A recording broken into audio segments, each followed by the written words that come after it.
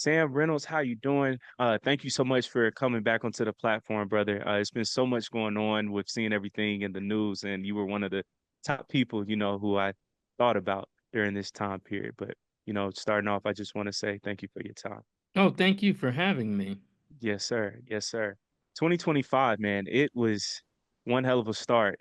January 1st, things were already popping off. We had things in New Orleans, and then in the same month in January, here in Atlanta, we had snowstorms, and then we see the Palisade fires in LA. Then we see Donald Trump inauguration on the 20th. And I would hear people say, "Hey, 2025 adds up to nine, so year of strife." I remember I'm on your live.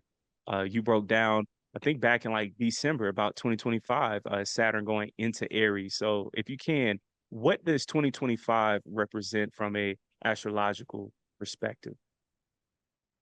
So, just to go back for a second, Yeah. 2024, along with some other astrologers who I, convened with in Santa Fe here, Mm-hmm. we designated 2024 as the calm before the storm. 2025 is the beginning of the storm, Mm. and it came in roaring like a lion. And I do think if people are wondering, well, does it calm down? Yes, it does. Maybe more so toward the middle of the year Mm. and into the fall. But it's going to be clapping um pretty much even through the spring. It's already been a heavy winter. So, between and we have a lot of different planetary shifts. You mentioned one big one, Saturn moving into Aries. Mm-hmm. But we also have Uranus moving into Gemini in July. We have Wow. Neptune moving into Aries in March, at the end of March. Pluto went into Aquarius last year, but he's like now he's in it for real. Mm. Um, and Jupiter's going to go into Cancer. I believe it also in July. Wow. So we have like five planetary shifts, Mm-hmm. which is unusual.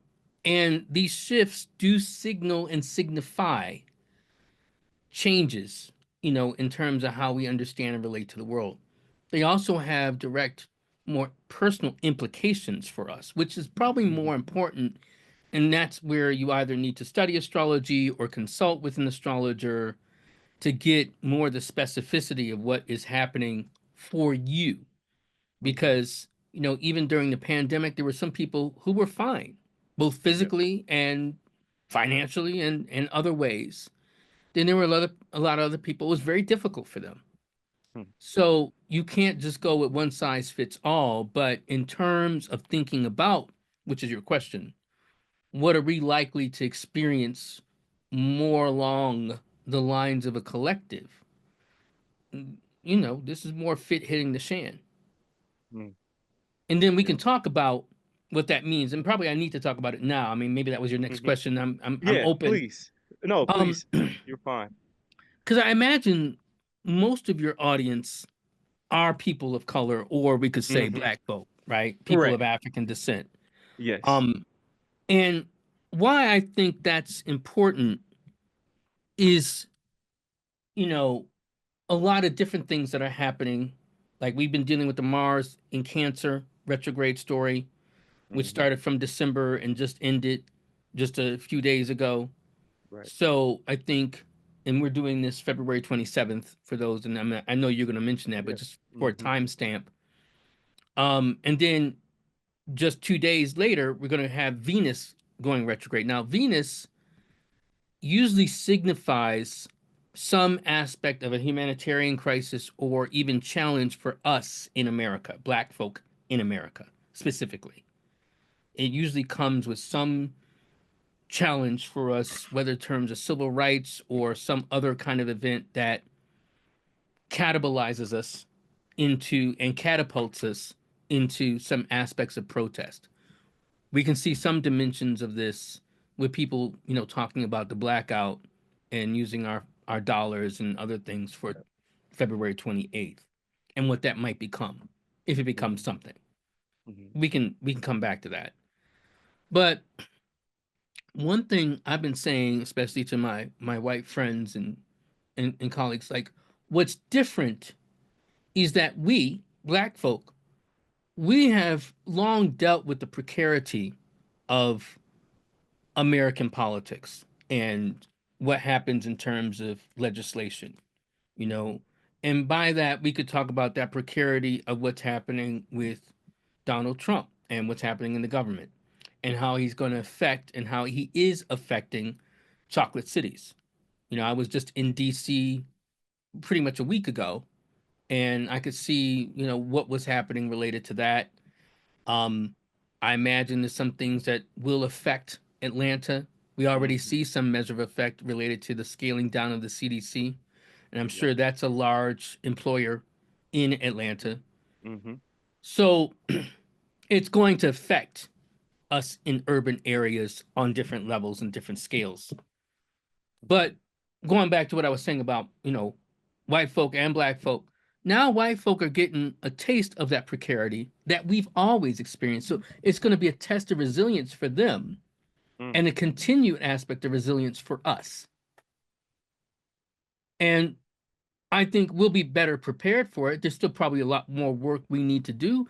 I think there's a lot more work we need to think about related to what we're going to do because it seems like you've checked out my lives. And one of the things I was wondering during the Harris campaign, as you probably, and I can say this, I didn't talk about my thoughts publicly with the Harris campaign because I didn't want to be the black astrologer, the notable black astrologer saying like she's not going to win, Yep. and I didn't. So I kept that to my students, selected colleagues, and selected clients, but I didn't go on public or record saying like, nah, that's not going to happen. So I had time to think like, well, I think this fool is going to get in office again. I mean, I'm revealing my politics. I mean, Yep. if people are offended by that, like, you'll get over it. It's fine. Yeah. I mean, I and I'm Yep. not going to hate on you because or anyone else who's a Trumper. I'm like, okay, Mm-hmm. just Yep. live with that. Yep. But in terms of what the people around him, the people with him, you know, even I know there's a good number, a growing number of black men and black people who kind of like, nah, well, let me give Trump, you know, a second Mm-hmm. shot, and he's not really racist and blah blah blah. Just seeing the people around him, it's going to have direct implications. And by people around him, I do mean like Elon Musk. Yep. Um, and you know, I am slightly baffled, and although I don't get into public spats about it, by people, by black people who, you know, voted for him. Mm-hmm. Going back to where I was going initially, we have to look at our relationship to electoral politics going forward, um, which is not necessarily divesting completely of the system, but really how we go for what we want. You know, a lot of people, I'm going to throw this out there. I had my own issues with Kamala. So that's first. So I'm being transparent in that sense. And specifically, so people don't have to guess and be like, well, he's just a misogynist, blah, blah, blah. And I'm like, nah, it was Palestine, Mm. among other things. Yep. And a very important point I've been making with other thought leaders in the black community is okay, y'all went with Kamala. I'll spirit of disclosure, I didn't. You're like, well, Mm-hmm. you're part of the problem. I'm in fucking New Mexico, right? We were a blue state. Don't come at me sideways. You know, like if I were in a red state, if I were in Georgia, you might Yep. be able to come at me sideways. But you know, I knew she wasn't going to lose New Mexico. Okay, Mm. but what we have to think about related to how our politics works, our election, you know, electoral college, everything. We have to think about how do we hold our leaders responsible, especially when we're going through these particular transitions. And the question I had then, you know, during her campaign, which was, to be fair to her, a short campaign. Mm-hmm. Um, but the questions I have for us was like, well, what is she really prepared to do for us? And is there any demonstration that she will? But everyone was telling me like, well, if she gets in the White House, she will, and we can leverage. I'm like, but you have no data for that. You thought you had data even with Obama, Mm, and it didn't pan out wow.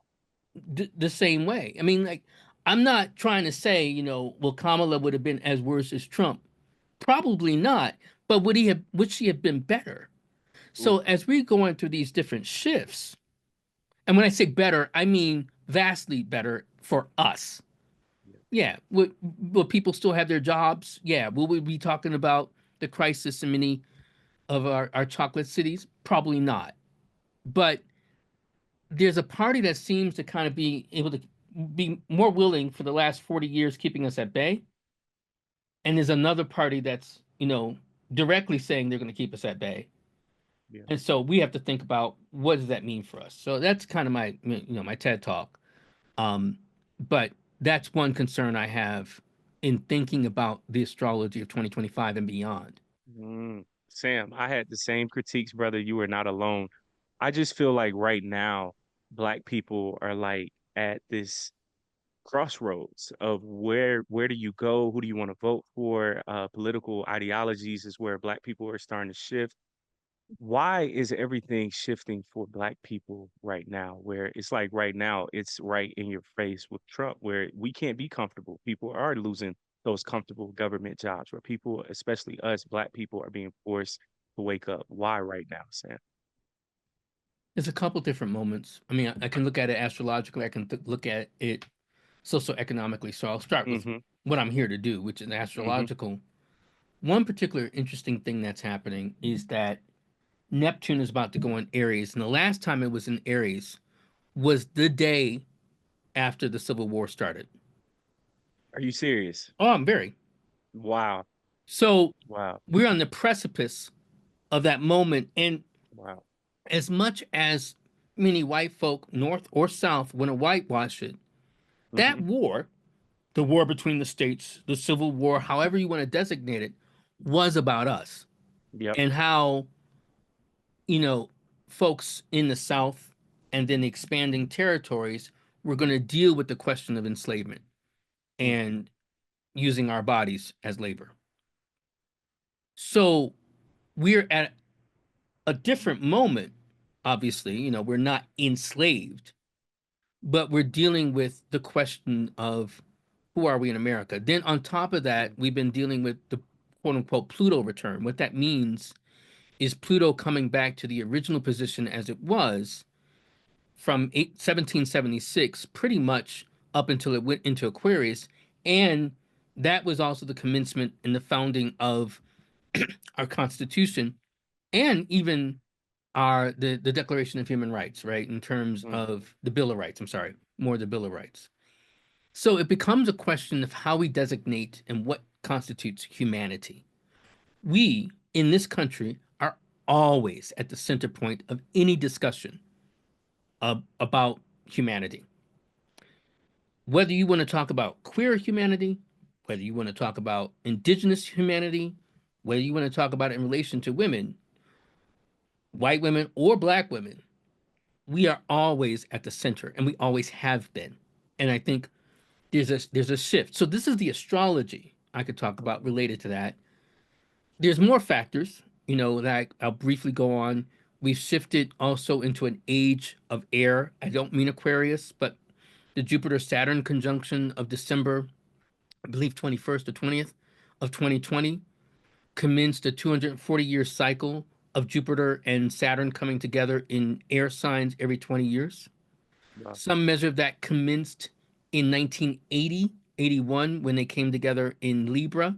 But then 20 years later, in 2000, they came together in Taurus. Mm. So we're dealing with another kind of pivotal shift. And then Pluto went into that same sign in Aquarius. And so these questions have come up. So this is more on the astrological end. Socioeconomically, what was fascinating is that there, this is, we could say Generation X is the first generation to have come of age in a segregated America. Mm-hmm. And so Kamala is partly more between that borderline of Generation X and baby boomer.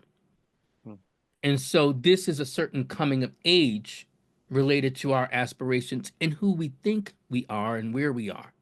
Why I put it that way, as you might remember, I don't know if I talked about it last time. I'm also in a Greek letter organization. I'm in an alpha. I'm an mhm. alpha. I'm an alpha phi Yep. alpha. And why that was interesting for me to watch. Just imagine me knowing pretty much from March, April of 24 that Joe Biden wasn't going to get in office, that his party was not going to get in office again. Mm, So even when they stabbed him in the back, and I do look at it that way, yeah. even when they stabbed him in the back and they think, okay, Kamala, you go forward now, Yep. right?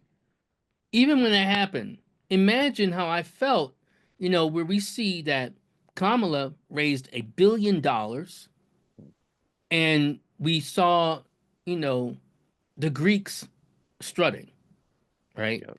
And that was interesting for me to watch because I think there's been this challenge of our relevance in in black life, even though we Mm, were once a bedrock related to it. mm, But we were kind of going like, well, yeah, now our time has come. And I was like, I wonder how this if this all falls out the way I think it will, what will become the thoughts related to our time?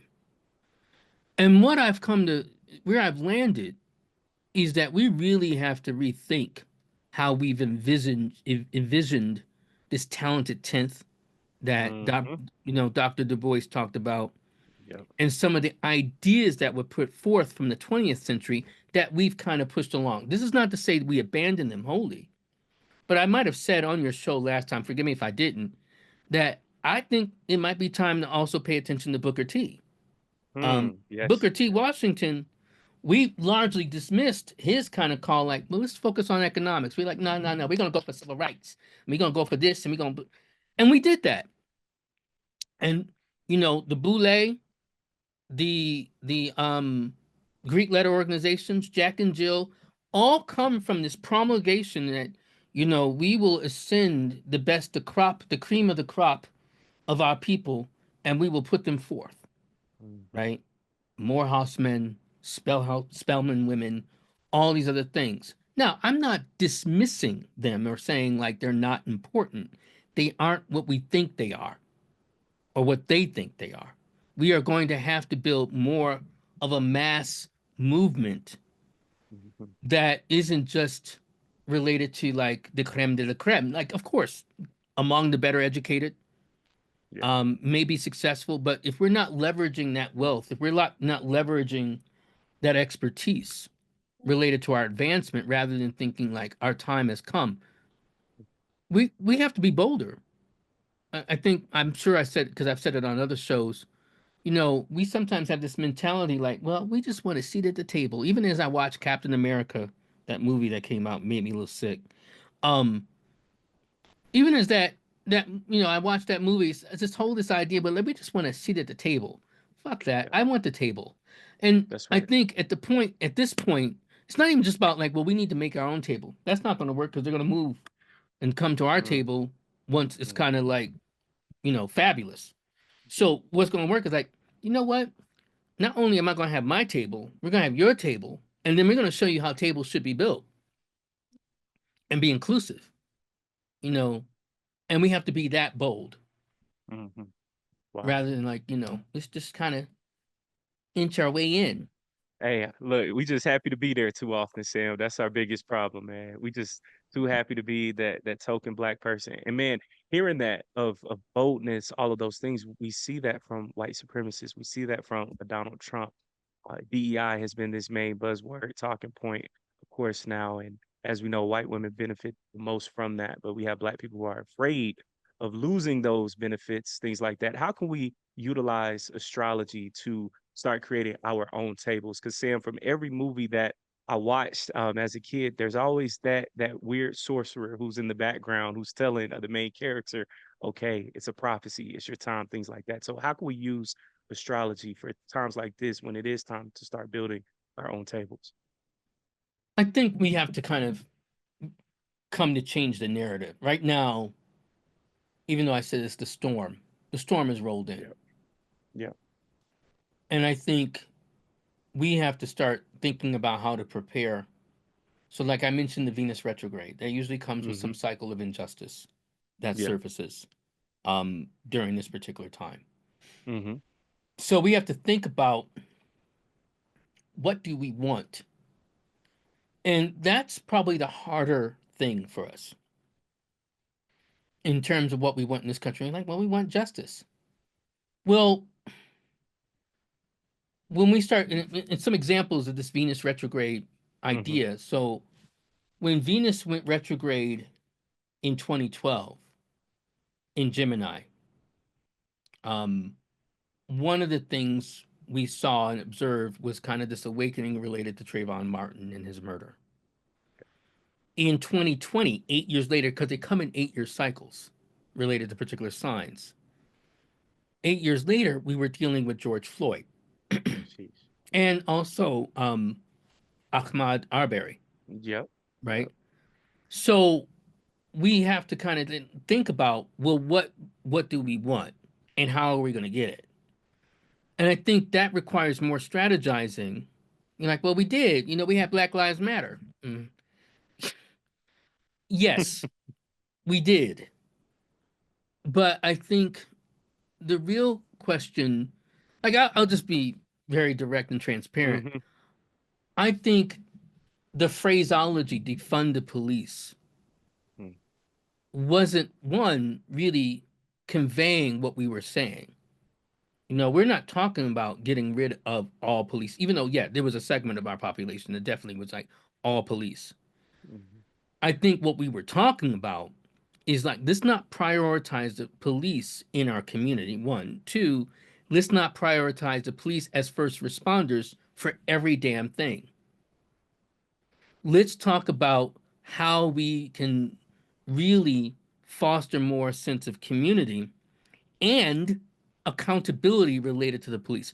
I actually think we should make the police and policing a key priority um, moving forward, with all this energy moving into Aries, because understand this is something I've been saying since Pluto was in Capricorn, moving into Pluto in Aquarius. Law enforcement is about to go next level in terms of how they work with us. And I shouldn't say work with us, I will say work us over. Wow. And you're like, well, why do you think that? How do you know? Some measure of it is conditioned by what we could see the last time Pluto was in Capricorn going to Aquarius, which is who were we fighting? The Redcoats, who really acted as the police for the king, or we could say the state. Mm-hmm. Similarly, we're seeing similar kind of expansion of their powers and how they're operating in our communities. And so we have even ceased to function related to the control of the police or how we look after ourselves. We give confusing messages where we also start spilling out like, well, hire more black police officers, which doesn't mean shit Yep. because you could be beaten, harassed, killed by a black police officer just as easily as a white one. That's not, because it's the nature of the culture. When I say the Mm-hmm. culture, I mean the culture of policing. So that's one other particular thing. You're like, well, why are you focused on that? Because the police actually, they've morphed. They have evolved, since our encounter with them in the 60s. And we haven't necessarily. So that whole thing about having a permit for any kind of gathering wasn't necessarily as uniformly strict, and kept, during the civil rights era. It is now, and coupled with other things, there's much more surveillance than Yeah. ever before, which goes along with, Pluto and Aquarius. I mean, this is kind of on some level why even people are pressing more for AI. Mm. So I think we're going to have to get smarter, plan differently, Yeah. strategically, and be clear on what we want. And Mm. I think what we're pressing for, and we should press for in the broader sense, is more localized control Um, and when I say localized control, I mean, you notice that there's been this consolidation across the country for everything, either trying to federalize it or centralize it related to the mayor or related to the powers in office. Mm-hmm. We went from having a board of education in most places to departments of education. Mm-hmm. And you're like, well, what's the difference? Who cares? Well, the board of education, you had to elect someone from your community um, to represent you to be on that board. And you had a lot more localized control. With Department of Education, most things are appointed. Your police officers and your head of police are selected by a mayor and pretty much only answer to the mayor, maybe occasionally a council, Wow. a common council, but they don't have to answer to anything related to the people at all. So when we as we kind of divest more, and notice the parallel I said related to 1781 with the nature of the Constitution. The initial idea of this Constitution, the United States Constitution, was more about localized rights. States were smaller, and so they were conceived as having more sovereignty related to their own people, and then even localized related to their counties, which is why we still have counties, and why we also have counties, and we have even this anachronism, which we don't recognize as an anachronism, as sheriffs. Sheriffs are the vestiges of a concept of policing from England. And why that's important, especially with you being, I imagine, in DeKalb County, is that the sheriff at least was duly elected. And by virtue of that, had some responsibility and accountability to the people. Yeah. Notice that in modern policing, urban policing, that doesn't exist. So, I mean, it creates the, you're like, well, the county has, the county sheriff has more power than technically. Yeah, depending on your county, all three of them and their two deputies, the sheriff and the two deputies, they're smaller. Mm. So they can't operate at the same level as they can't even operate at the same level as some schools. No, if Morehouse, I mean, I don't know this to be true, but if Morehouse has another campus, another part of Georgia, their campus police has more jurisdiction than the county police or even city police. But we're still Wow. dealing with the police. I mean, I'm Yeah. sure it's true for the University of Georgia. So Yeah. I'm picking on, I've done a lot of research related to police and policing. And I just think they're going to be, because we can't even have complete adequate protests without tools that disarm or reduce the power of police. Yeah. Um, so that's kind of one thing, just to answer your question. Yeah. Thank you for that, Sam. That was a great breakdown. From seeing Trump, he has been always taking headlines with the news.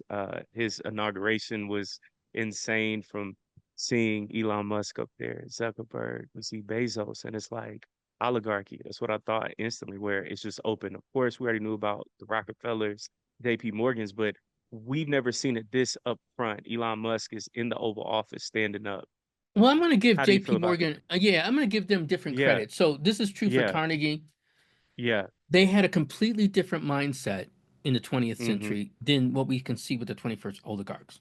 Are they Mm-hmm. both white oligarchs or of the same group? Mm-hmm. Absolutely Mm-hmm. true. But the mindset of a JP Morgan, the mindset of Andrew Carnegie Mm-hmm. was to create institutions as a way of helping to advance a society. Whether we're Okay. talking about with Carnegie libraries, whether we're talking about schools, Yep. so I'm not romanticizing them. Of course, they had an Mm-hmm. agenda. That's Yeah. completely different from what we see with Musk, and their their interest in infrastructure is singularly really consolidating their power. So, for instance, let's talk about this blackout for tomorrow, for the 28th. Yep. Yep. I've been criticized on my page, my Facebook page, and other places like you're Debbie Downer, and you're really kind of taking away the fact that people are making small steps for challenging the system. I am not doing that to individuals, Hmm.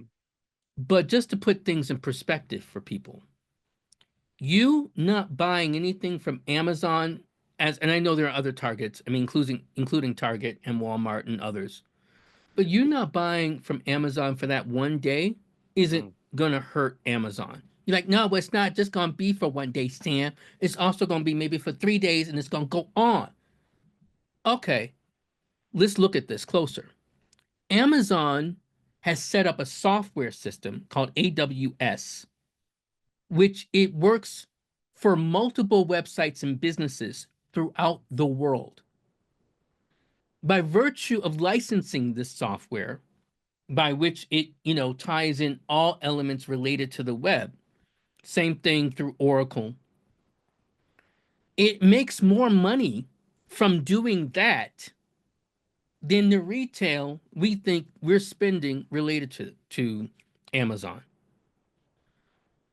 That's a very important point to understand because it brings home like you're dealing with a behemoth, a hydra Right. on a scale that you think, well, I'm going to show these billionaires our power. They're like, I, I don't care. Like, okay, you're going to hurt some measure of this bottom line, but the other part of it, like you going on, let me check this site. Oh, Molly's perfumes that you kind of purchased your perfumes from in, let me see, in Macon, Georgia, right? Mm. I own that site, meaning I have, she licenses, whether she knows it or not, Molly, whether she knows it or not, she's licensing my software to be able to have your $50 Burberry purchase. Mm. And we're like, oh, well, we're going to show the power. We're going to have to go back, study our history. I'm reading this very I would say um powerful biography of Dr. King. It annoys me. It's written by a white journalist. Mm-hmm. Um, and you're like, well, you shouldn't be that annoyed, but okay. But it's not one of us, and it's the same thing I had with David Garrow's book. But this is supposed to be one of the pin, final words on Dr. King's life. And I think, one, studying about his life and knowing his astrology, but it's reviewing for me also the organization and the conduct, the study, the preparation during the civil rights movement. Mm-hmm. And we may have to go old school. And when we have all this happening in Aries, Saturn in Aries, Uranus moving into Gemini. By the way, every time Uranus has gone into Gemini, the United States has been at war. Wow. And so that's another thing we probably should also prepare ourselves. Whether it's the Civil War, whether it's the Revolutionary War, World War II, every 83, 84 years, we've been dealing with some measure of war in our 250 plus years of existence. And what I think that means for us um, is that with knowing this history, we should think about what we target, how we target. And it may require more than using the infrastructure of the web Mm. as we have come reliant on. A lot of people think like we're going to show them, I'm protesting and I'm, tweeting. I don't give a fuck. Yeah. Like, Elon was like, oh, you want to tweet about this? Hold on. 44 billion? Hold. Yep. So here's 44 billion. Now I own like the biggest platform that you've been protesting on. So you go ahead. You can talk about me all you want. And oh, is that a blue check mark I see for you? Thank you so much for your service. What are we doing? I think we should be more on the street. I think we should think more about like you don't go to work today. We're sitting in busloads of people, or bringing in busloads of people. Like we're sitting on Wall Street. No one's going to work today. You can't get in. Yep. And knowing that that's going to lead to arrests, creating multiple arenas of conflict. so that the police are stretched thin and they're working on overtime rather than like with Occupy Wall Street. We're going to take over Zuccotti Park and we're going to have this park and we're going to show them. It's like, you don't know how the police work. They're just going to surround you. Mhm. And that's what they did. They surrounded them. And then when they were tired of them, they just kind of went in, encompassed them all about, and then just like took them down. Wow, man. And we're Sam, not strategizing. Yeah, sorry. no, no, no, no, no. You were perfectly fine, man. Look, my job is just to sit back, let you cook. Hey, you were doing that, brother. We do not get together. We don't strategize. Hear you talk about AI earlier. I see kids outside in the local neighborhoods. They don't play outside. We used to play outside, and it's like I don't see that. Guys don't know how to talk to women. People don't know how to create friendships because we aren't having human interaction. One time on your live hearing you break that down, like hearing you say, I don't care if you're in a long distance relationship, is not sustainable because humans need that. So how do we get back to human interaction and not everything's always AI? Everybody's always on their phones looking down, but nobody's looking up. Get to know your neighbors. Start, Mm, get in touch with your family, especially the family you like. Okay, we'll just be honest. Not you don't like everybody, but or you don't get along with everybody, but to try. Um, yeah, brush up on your social skills. And one thing I've been thinking about, Caleb, that I think becomes hmm important. I say brush up on your social skills. One downside, we were just talking about this age, right? And so we've been dealing hmm with, we could say that the internet, the World Wide Web, came more of age as Uranus was in Aquarius, then moving into Pisces and Aries. Um, and then it went into Aries, and then now it's Yeah. Taurus. It's where we have to start thinking about not just content that we hmm create. I mean, content creator, hmm but also what are you providing? How are you seeking to connect to people? Even if you're not a content provider and you're more of a content consumer, it becomes important to think about your aspect of vocation, vocare, your sense of calling, and sense of service. That becomes important rather than this transactional mentality that we've developed. Like, well, I'm going to get something for it. Because, you know, like for instance, you're not paying me to be here. I haven't asked for pay. I believe in getting a message out, right? hmm And that becomes important. Yeah. And why I'm saying that is where you kind of think more about what you can do. I won't say your country, but do for others rather than more you can do for you. And like, well, that's like this church 101, isn't it? The problem I see is that, I'll say kids, even though they may be adults, um, they go with this mentality, going into jobs, applying for jobs or even scholarships and whatever. It's like, well, this is a fantastic opportunity for me and to develop my skill. Let me say this plainly and let me channel my Saturn to kind of say that, bitch, nobody cares about you. hmm And when I say that, I'm not saying be just to women, right? This mentality I'm saying too. Like hmm nobody cares about you. They they will anybody who has power, and this is where we kind of lost our understanding related to that. Anybody who has power is thinking about what you can do for them.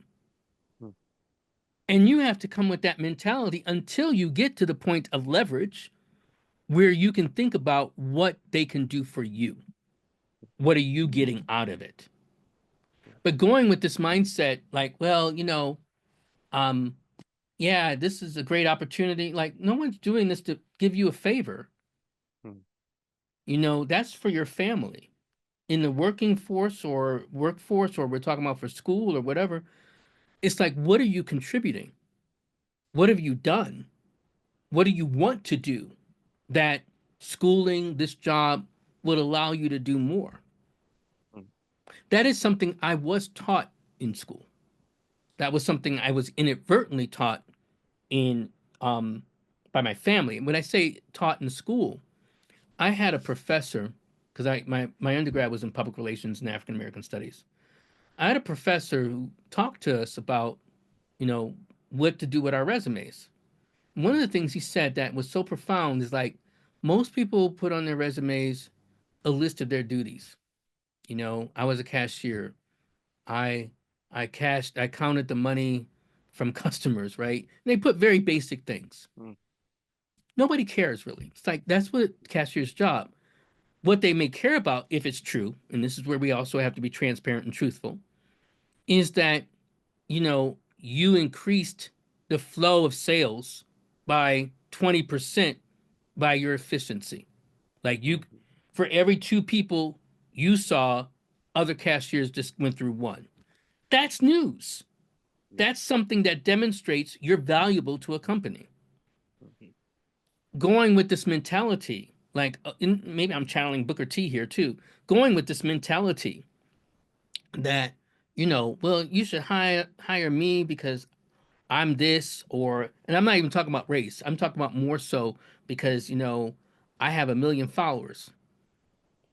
Nobody cares on yeah, TikTok. yeah, Like, unless you're going to be leveraging that for the business yeah. and you can demonstrate conversion, because we also know that having a high follower count does not necessarily translate into conversions, No, into sales. yeah. Anyway, that's my, again, on my little soapbox. But Good. that's kind of what going into this particular moment with these shifts with the planets, especially as we go to exalted Jupiter and Cancer, we have Mhm, to think about how we cultivate our sense of home, how we cultivate our sense of culture and other people, mhm, rather than like, well, what's in it for me? And don't get me wrong, I'm not saying you shouldn't think about yourself. I don't know if you need to lead with that. mhm. Wow. Sam, thank you so much, brother. I know you got a slide in the last 60 Yeah. seconds. Okay. No, we can go a What? little longer, but yeah, I mean, Okay. like, I know we can go if you have Yeah. another set of questions, we can No, do a little more. very last one. I promise you, because you've been great. You already answered all of my top concerns, everything. American Primeval was a really good show on Netflix, and one scene that was really like captivating was it was one man. He had asked the I think they were Mormons out west. He was like, "Why are you guys so violent? Why?" And they responded with fear. So, Sam, why do you think white supremacists? What are they afraid of when it comes towards black people? Because I see everything that they're trying to do, implement all of these things, and it's pushed behind fear. But what is the main source behind that fear, in your own opinion, Sam? I think Europeans, now, whether you want to look at it from the Frances Cress Wilson perspective, Mm-hmm. which she positioned it as more fundamentally genetic. Mm-hmm. Um, and just to say it again clearly for those who want to look her up, I'm not a devotee of hers, so I do want to be clear Mm-hmm. that I'm Mm-hmm. not, you know, I'm not knocking her, nor am I Yeah. exalting her. But Mm-hmm. Dr. Frances Cress Wilson, she puts the idea that they fundamentally fear melanin. Mm-hmm. Independent from that, looking at their history, especially from the creation of Europe from their Renaissance, what I think they're afraid of is, on some level, yes, annihilation. And they say about it, you will not erase us, Yeah. right? But I think on another level, there is some deep seated trauma that they have by the marginalization they experienced before Europe ascended as a continent. You're like, what do you mean ascended Mm-hmm. as a continent? One of the funniest things, and I mean this kind of funny, like LOL, haha, is that Europe comes from the story of the Phoenician goddess who's believed to have been from Africa, Europa, who was abducted by Zeus as a white bull, peep the imagery, and Mm-hmm. taken into the land of the setting sun, which would be the quote unquote West, which we call Europe.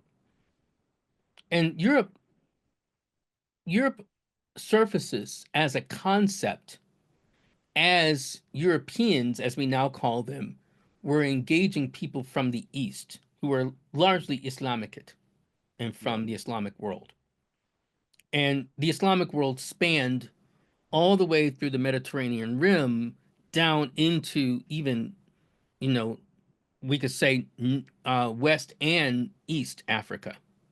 Mm, And why that becomes critical is that Europeans, largely, even from Roman times and before, was largely considered backward and uncivilized.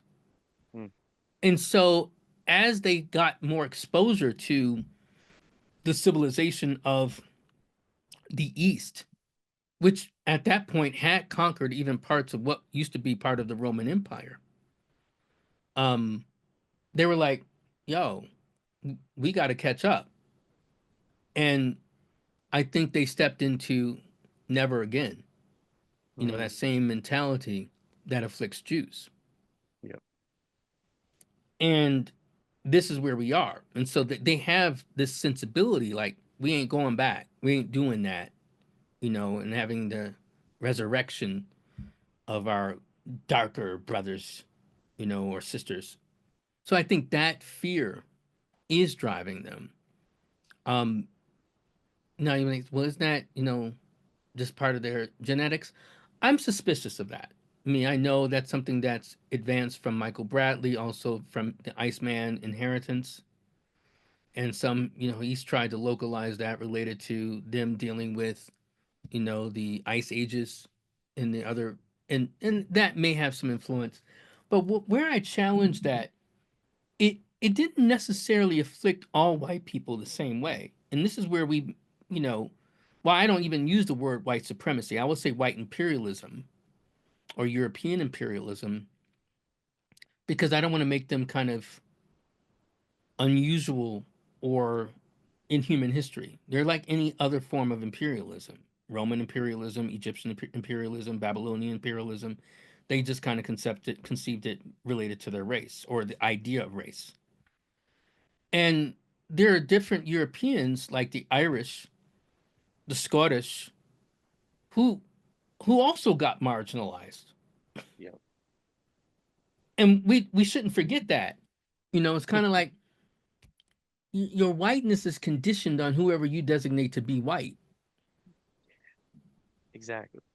There is no, you want to kind of pass that over on us, and then people who get approximations to whiteness, including the Irish, including the Scottish, including Indians, right? That's a From big one. India. I'm Yeah. not talking about indigenous folks. I'm talking about Mm-hmm. from India. Okay. Yep. They kind of get by virtue of that approximation, like, oh, okay, well, this is what it means. And I'm like, bruh, especially Indians, you're darker than everyone in my family. Yep. And you think you're Caucasoid. Mm, No. Or I'm of Aryan blood. No, mm-mm. mm. You got some African. Yeah. So I think one thing is to show the splintering that already exists in their imperialism, in their lie, and that their lie is fastened on the fear to benefit the few at the expense of the many. And this is what they do. It's kind of like, even with the Civil War, it's kind of like, well, at least I'm not a N word, right? Yep. I'm like, dude, you're worse than an N word, right? Like, your whole life, like, at least, like, this dude's a sharecropper, right? And he has food. Mm. You barely have a job. Wow. So I think, and that informs some measure of the mentality, with Trump. All these people now, dealing with these tariffs, farmers, people who work for the Park Service, people in Michigan. I just put up a story on Twitter. This woman voted for Trump because he said IVF is going to be free, and also, he's going to look out for folks. She got fired, Mm. and now she can't afford IVF, and IVF isn't going to be free. So she's like, "Well, what happened? He You happened. he happened, and you bought it. Yep. You thought he was going to look out for you without any empirical data that he would look out for you. Mm, And this is what white people buy into until they get smart enough to realize, like, oh, it's in our interest to also think about human rights. that's right. I hope I answered your question. I don't know if Man. it. I mean, I gave people, people want to look into like the Iceman cometh, Mm, or they want to look into. Again, I don't subscribe necessarily to their theories. hmm I'm also not going to dog them because I think there's some parallels. hmm My But I goodness, think, man. yeah, there's a history. I tend to think about it related to history. Yeah. Listen, man, same here because if we don't know what happened in the past, then you have no idea what's going on right now and also Hmm. in the future too. But man, Sam, you were truly phenomenal, brother. Thank you so much for Thank your you. time, insight. On the way out, where can potential clients contact you, Sure. people who want to follow you, all that good stuff? You can write me at unlockastrology@gmail.com. You can also get more information about me at unlockastrology.com and book a session with me. Hmm And then the other way is I am on social media. I'm S as in Sam, F as in Fred, Reynolds, all one word, SF Reynolds on Instagram and Threads. And then on Twitter, I'm Unlock Astrology. I'm still Gotcha. on Twitter. Yeah. I don't know And how Sam, long. I don't do as much on Twitter, but I'm still there for now. and you should, man. You could do like Twitter Spaces, all that good stuff. So you Yeah, I would mean, love I it. I, I mainly tweet, but yeah, I Yeah. think it's just such a shit show. I get, It is. I I mean, get like it. Yeah. his algorithm, meaning Elon's algorithm, is really just Yeah. kind of more catering to his crowd. Nah, that's facts. Listen, you are not lying, Sam. And Sam, I thoroughly enjoyed this conversation. I most definitely got to have you back on sometime within the next 1 or 2 months. But again, brother, thank you for your time, insight, all that good stuff. Hey, I had a Thank you for blast today. having me and let me Yes, blab. sir. I hope Nah, you're it's not a blabbing. conversation, and I Yeah, was like, I didn't let the brother. We talked more last time, but I guess I got a lot to say, a lot on my man. mind. You Listen, know, brother, I enjoy sitting back, letting you speak, and just asking the question, man. I'm perfectly fine with that. But thank you, brother. I appreciate you, and you have a great weekend, man. Thank you you. too. Thank you. All right. All right, brother. Peace. Peace.